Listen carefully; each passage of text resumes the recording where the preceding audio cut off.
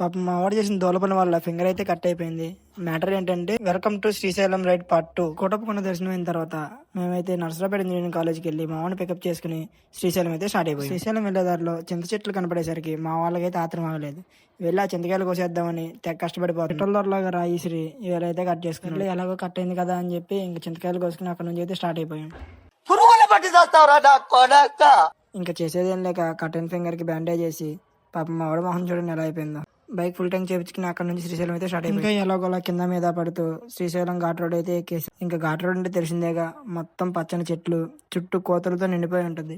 మా వాడైతే రకరకాల యాంగిల్ నుంచి వీడియోలు అయితే తీస్తున్నాడు. ఇంకా అలా మాటలు చెప్పుకుంటూ శ్రీశైలం అయితే రీచ్ అయ్యాం. ఇంకా శ్రీశైలం రీచ్ అయిన వెంటనే రూమ్ లో చెకింగ్ అయిపోయి అక్కడ నుంచి పాతాళ గంగ అయితే స్టార్ట్ అయిపోయాం. పాతాళ గంగలో అందరం ఫ్రెష్ అప్ అయిపోయి ఇంకా ఆ శివయ్య దర్శనం చేసుకున్నామని గుడికి అయితే బయలుదేరాం. దర్శనం అయితే మాకు చాలా అంటే చాలా త్వరగా అయిపోయింది. ఎన్ని కష్టాలు పడ్డా ఈ జ్యోతిర్లింగ దర్శనం అంటే ఒక ఎనర్జీ.